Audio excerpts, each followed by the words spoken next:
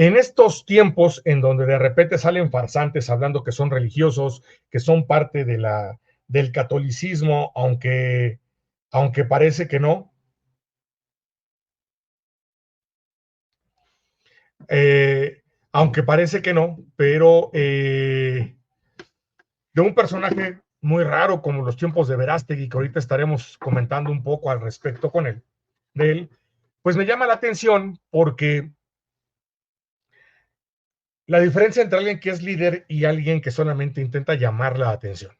Y comparo el intento de Verástegui con lo que está haciendo aquí en México, que es un caso creo que muy particular por parte de la ultraderecha, porque así lo hemos hablado, así lo hemos dicho aquí, así lo sigo colocando al personaje. Y me refiero ahorita a la doctora Claudia Sheinbaum, lo que es el opuesto, una real líder. ¿Por qué la comento de esa manera? En estos tiempos sensibles para la gente que lleva el catolicismo, pues sabemos que el Papa Francisco no está en la mejor salud.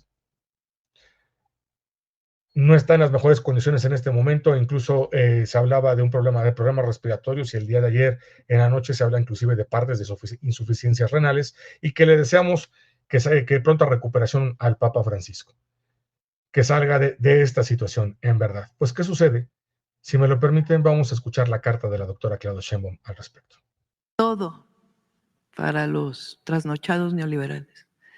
Aunque otra vez nos quieran hacer creer este dogma de fe neoliberal.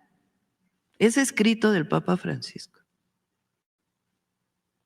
Se trata de un pensamiento pobre, repetitivo, que propone siempre las mismas recetas frente a cualquier desafío que se presente.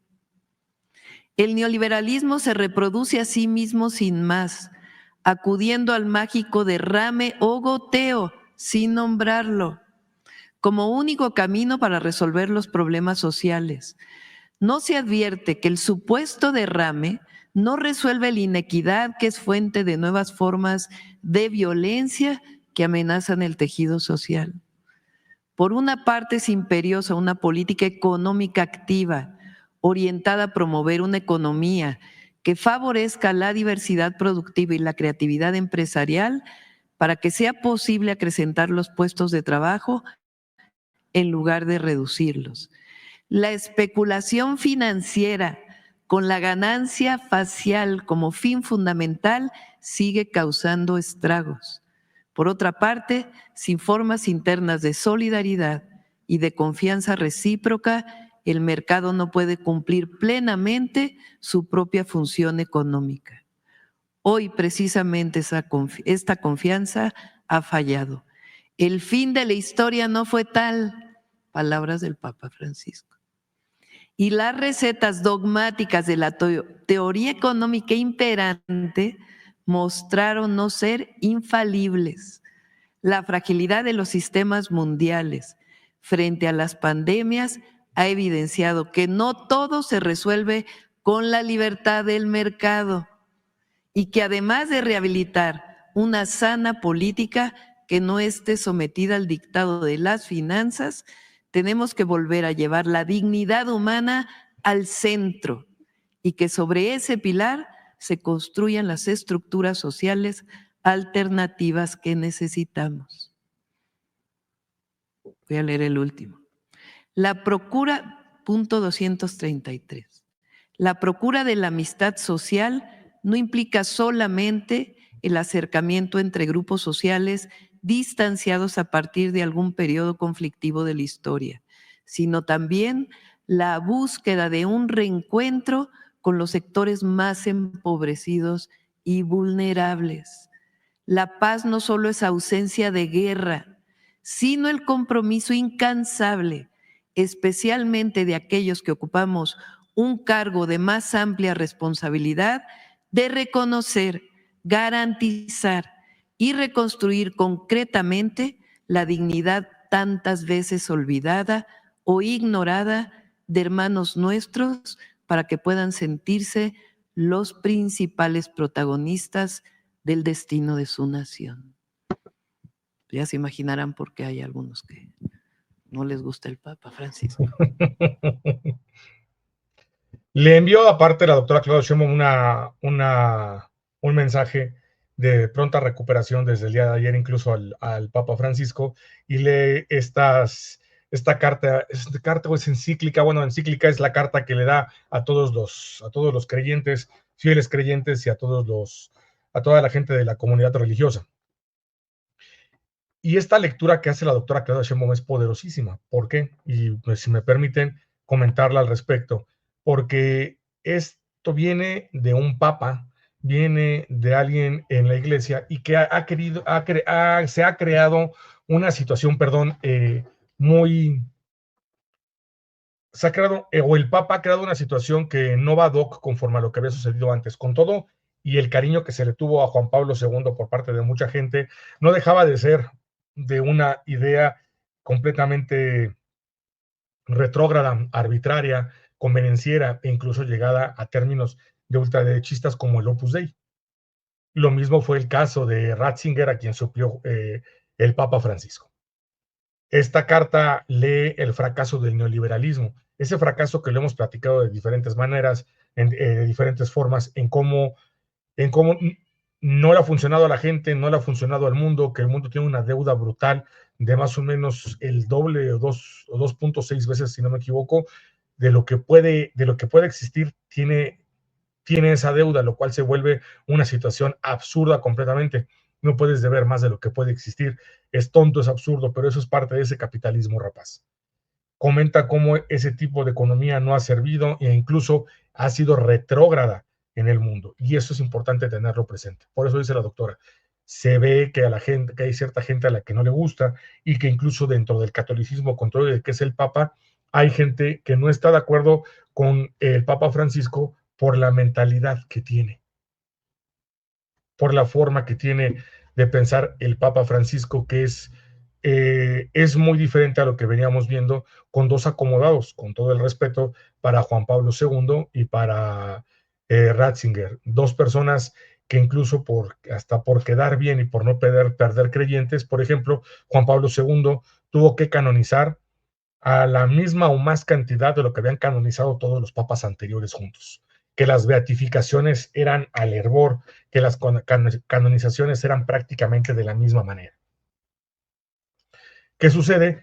¿Qué sucede con esto? Pues fue la necesidad de no querer perder creyentes, de no querer perder fieles, ante la incapacidad de poder evolucionar a pensamientos y acciones arcaicas que ha tenido. Aparte, hay que recordar que no deja de ser un negocio muy grande, todas las arcas que tiene el Vaticano, e incluso se habla que el propio Vaticano pues busca dentro de algunos aspectos los viajes de los papas, como lo hizo Juan Pablo, que fue el papa viajero, que salió a diferentes partes con la finalidad de acercarse a los fieles creyentes para no perderlos.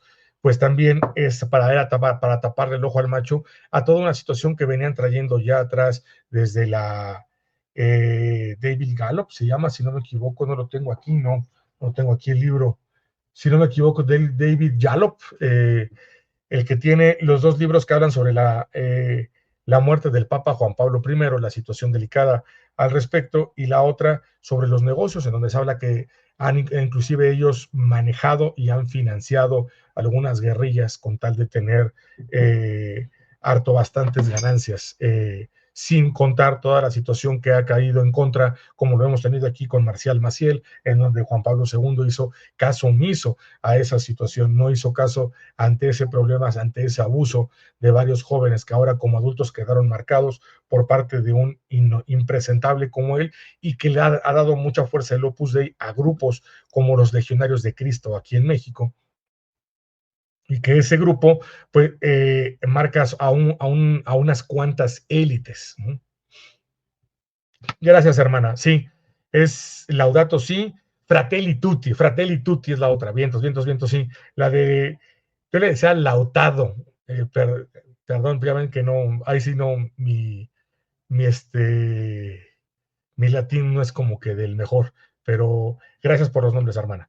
Mil gracias, efectivamente, y son fuertes, son poderosas las cartas que le manda a la comunidad estas encíclicas por parte del Papa Francisco, y bien que la doctora lo lee en estos momentos para resaltar un poco el trabajo que ha tenido el Papa, que si bien se puede ser creyente o no, se puede tener otra religión o no, creo que sí es importante, y creo que, como decía Andrés Manuel es un líder diferente a lo que hemos tenido principalmente en la parte religiosa. ¿Por qué comentaba lo de Juan Pablo? Porque termino con ello. Era más taparle el ojo al macho a todas las situaciones que venían saliendo, de toda la melcocha que venía saliendo de la religión católica en esos momentos. Así la situación. Mi estimada Gloria, te mando un abrazo muy grande hasta Jalisco. Amanda, abrazo enorme. Hermana Abel Isabel, gracias. Abrazo enorme. George, ¿cómo estamos? Abrazote enorme. ¿Quién más está por acá? Mi queridísima Vero Castillo, gracias por estar acá con nosotros. Y se me va alguien más, sí, el buen Kim, mi queridísima Ramona Margui, hasta Minnesota, abrazote enorme. Pues si me lo permiten, para que, como decía, una cosa es la manera en cómo la doctora exalta el trabajo, que le manda pronta recuperación y le manda los mejores deseos en su salud al Papa Francisco, y la otra, el oportunismo de ocupar la religión. ¿A qué me refiero? Vamos a hablar un poquito, si me lo permiten, de la friega que le ponen brutalmente, nada más y nada menos que a un personaje como Eduardo Verástegui, ¿vale? Si me lo permiten, déjenme, mi estimado Antonio Escudero, completamente de acuerdo. Yo, efectivamente, dice el ¿cómo se llama ahorita les digo cómo se me acaba de ir el nombre. Levanta una piedra, yo estaré ahí. Corta un trozo de madera, yo estaré ahí.